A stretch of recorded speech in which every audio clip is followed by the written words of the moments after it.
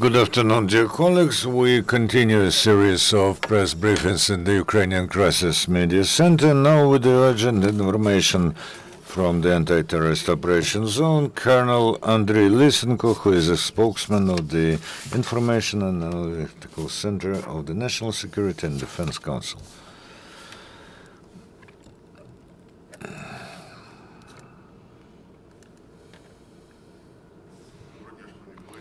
Good afternoon, dear colleagues. The situation in Donetsk and Luhansk region remains tense, and the districts that are under control of militants are being flooded with a great number of machinery and personnel from the territory of Russia. There is a concentration of military machinery and Russian armed forces along the delineation line.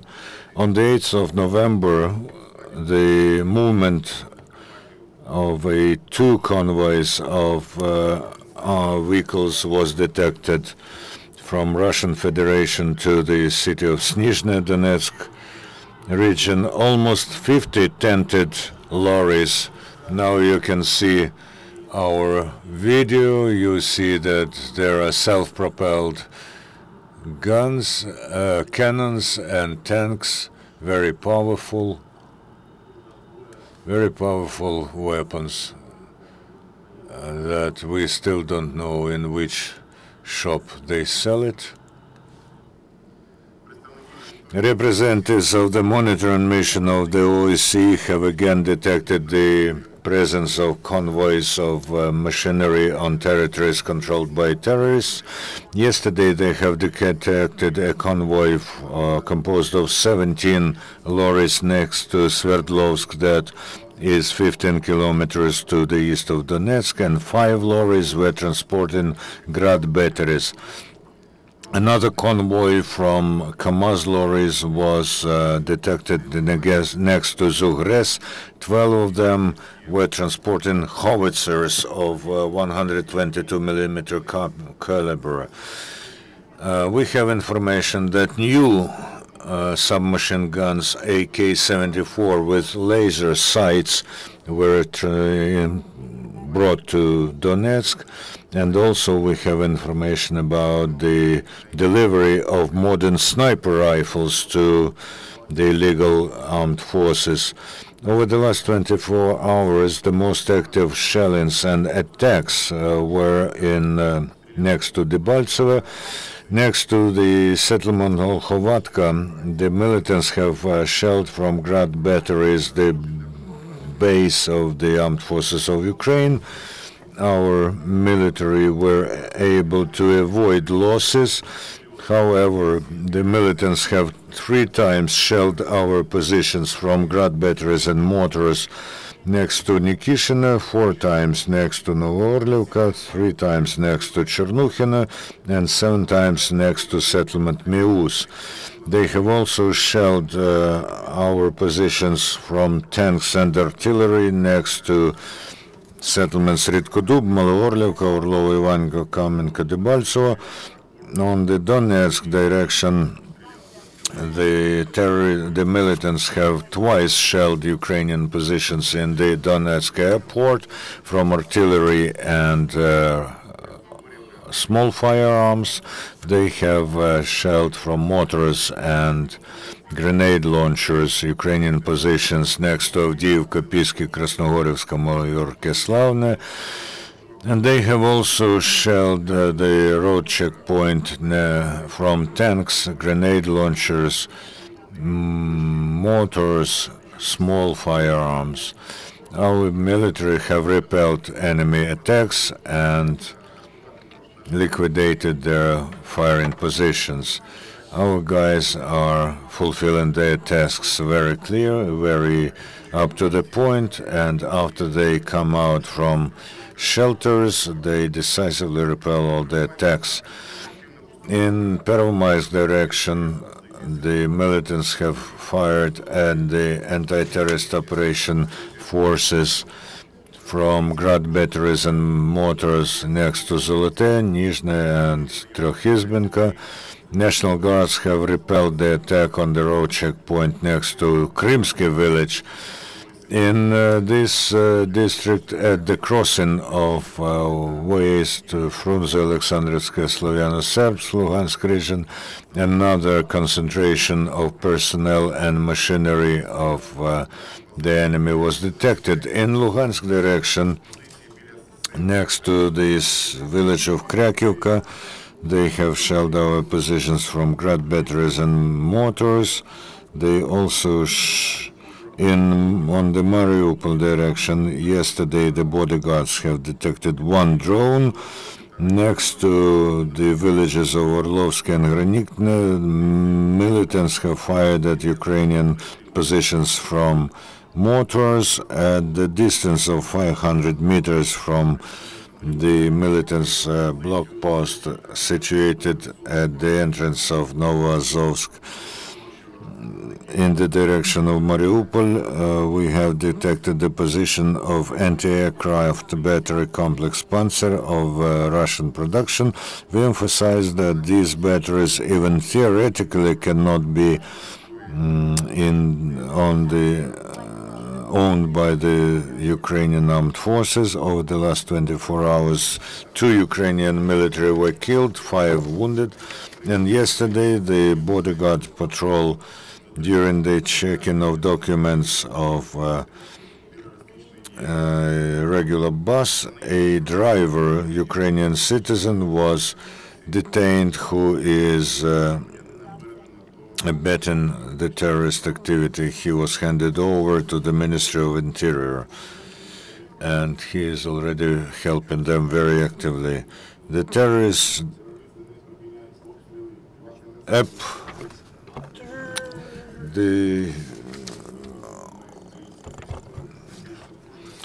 The terrorists do not stop the shelling of settlements with peaceful residents. The most tense situation is next to Chernukhina, Popasna district, Luhansk region. Over the last 24 hours, it was 5 times shelled from grad batteries.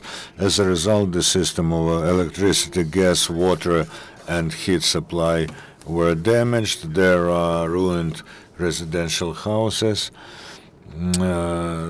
A humanitarian disaster is brewing in Chernukhina, but it is impossible to enter there because of combat clashes. Over the last 24 hours, almost 1,000 people were resettled from the anti-terrorist operation zone, including 156 children. And in general, over the time of anti-terrorist operation, 435,954 people were resettled to other regions, including more than 122,000 children. On the boundary of the anti-terrorist operation, the State Emergency Service of Ukraine continues to provide for the work of 4 transit points for meeting of internally displaced persons in Donetsk region next to the cities of Krasnomarinsk and Mariupol, in Luhansk region next to Svatov and Lysychansk. As of today, 27,705 people came to those transit points. 10 adults and 1 child addressed medics for help over the entire period of anti-terrorist operation for medical help, almost 77,000 adults and 56,000 children asked for medical help, and 1,714 babies were born by women who left the anti-terrorist operation zone. Psychologists of the Emergency Service of Ukraine, together with representatives of state bodies of executive power, local self-government, and public organizations, have helped 143 people yesterday. The government phone hotline received 445 addresses over the 8th of November that pertain to problem issues of residents of Donetsk and Luhansk regions. 7 of them were about dwellings, and in entire Ukraine the number of objects for possible residents of people who had fled their dwellings because of combat clashes amounts to 1,076, where 15,000 people can be located. Over the last 24 hours, pyrotechnical units have detected and defused 122 units of munition and 61 artillery shells among them. And over the entire time of conducting this work, almost 1,500 hectares of territory was inspected and more than 27,000 units of munitions were defused. The head of the diplomacy of EU, Federica Mogherini, said that the last reports from the special mission of OSCE in Ukraine about the movement of convoys in the regions controlled by terrorists are a very disturbing development of the situation.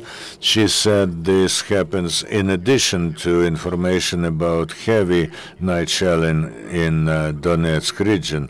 Federica Mogherini called upon the Russian Federation to fully perform their duties according to the Minsk agreements, in particular avoiding the further movement of of military armaments and fighters from the territory of Russia into Ukraine, and withdrawal from Ukraine of any troops, armaments, and equipment. The State Secretary of the USA, John Kerry, as a result of his meeting with the Minister for Foreign Affairs of Russia, Sergei Lavrov, during the APEC summit, has not excluded the possibility of introduction of new sanctions against Russia.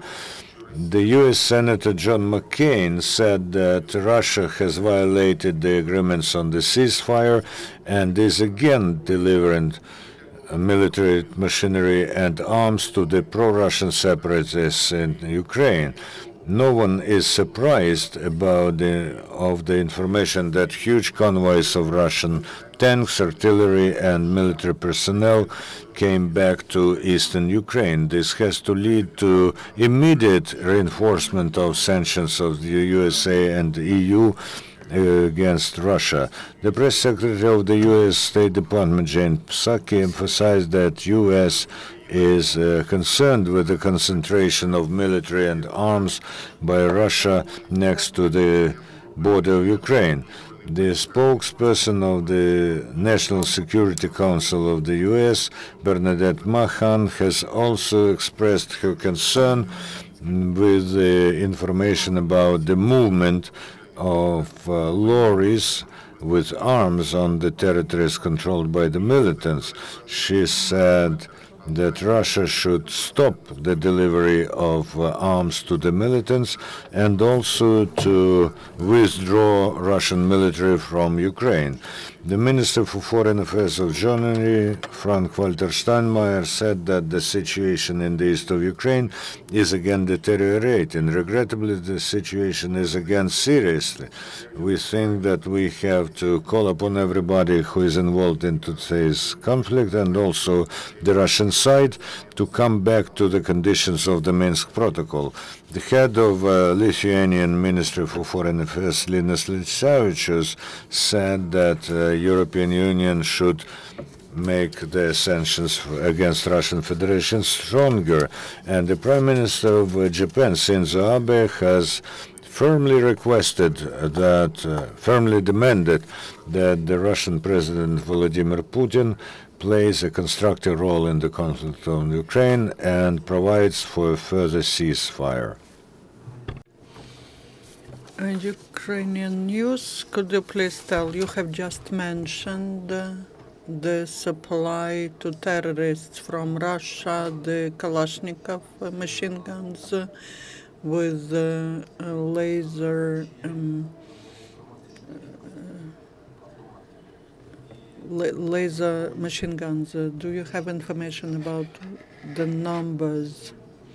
And also Russia increases its presence on the territories which are under the control of the terrorists. Will there be another stage of mobilization into Ukrainian army? Talking about Kalashnikov machine guns, these are regular K-74 machine guns. They are not modern, but they are equipped with laser shots. As to the numbers, we do not know. With laser sights, we do not know exactly the numbers, but we know that the militants have received already some of them. The fourth wave of mobilization is not planned.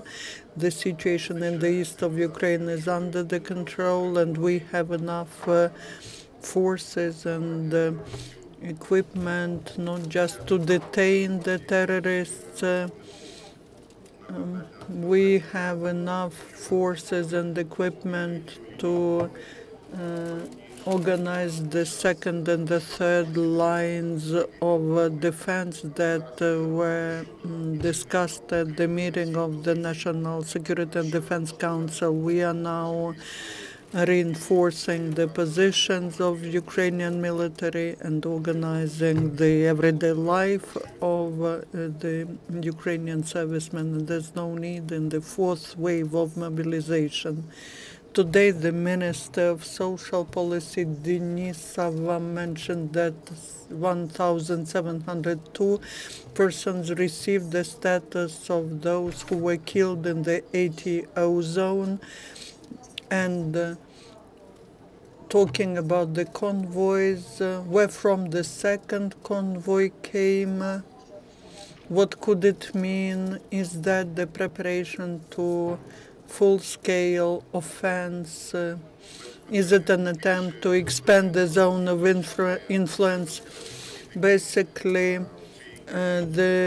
no one has more exact information than the Ministry of Social Policy, because the Ministry of Social Policy pays social assistance in case the servicemen are killed in the zone of ATO. As to the convoys, that means that Russians continue to use these sections of the border which are not under our control, and they reinforce the terrorists by military equipment and by the personnel of the armed forces of Russian Federation, because those who are on the territory of Donetsk and Lugansk regions, I mean the local citizens, they don't have they're not trained enough to be able to use this serious military equipment. And there's no doubt that those who come with this equipment are the personnel of Russian armed forces, and they accumulate these forces in order to reinforce their presence and to maintain those territories which are under their control. We don't know what their final objective is, but considering the situation and considering the redislocation, the conclusions are made in some sections of the separation line, especially where there are attacks and shellings all the time. We reinforce our armed forces by personnel and by the equipment, and we can forecast that if they are not trying to directly attack, and if they are not talking about full-scale attack, we can do nothing. TV channel Ukraine. If Russia does not observe Minsk agreements, why then Ukrainian forces are just in defense position? Is there any offense planned to return the territories that we lost? At least checkpoint number 32. Basically, while Minsk agreements are in force, and that these are both protocol and memorandum signed in September, we have the opportunity to have a discussion, civilized discussion with European Union and with Moscow. And that allows us to not to provoke, at least not to provoke the opposite side, which is trying to violate such agreements. As soon as we violate, the Russian Federation will use that, and we understand that they will immediately say that the Minsk agreements are cancelled and that there is a need to bring peace-keeping forces to Donbass, while Ukraine is observing all these agreements. There are no grounds to start the full-scale offense. What is the reaction of Kiev on the Russian troops entering? The reaction is like that. We reinforce the line of separation. The troops which are there in all the strategic points. And your second question was? Do you expect any escalation of conflict? Escalation of the conflict, it's not a movement, it's a phenomenon, and there are several forecasts based on the situation in the east and also in the north from Ukraine. Basically, we have approximately the number of troops, of equipment and personnel equal to the resources of the terrorists, and that does not allow terrorists to do something which could be very bad for us, and that is why we analyze the situation and we act in accordance to that. Also, it's about the video with tanks. Is it the same convoy or the same column of tanks which came to Snizhnoye on the 8th of November? We can give you this video because there's the description added to that video. Is that the same column? The one that was mentioned by OSCE, these are the vehicles with tents that were bringing the ammunition and equipment and armaments for terrorists.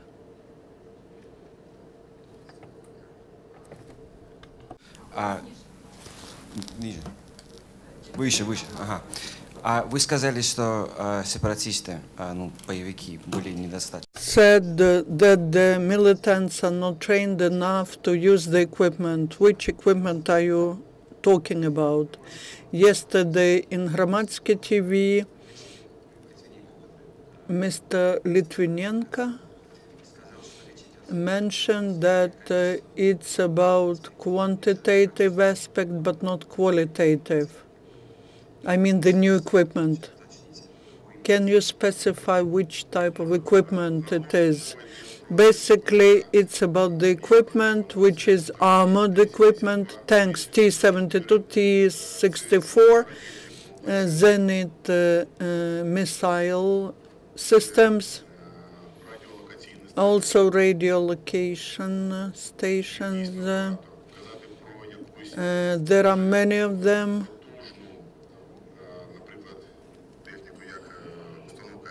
The Iskander system has not entered the territory of Ukraine, but we have the information that some of them are located on the territory of Russian Federation, very close to Ukrainian border.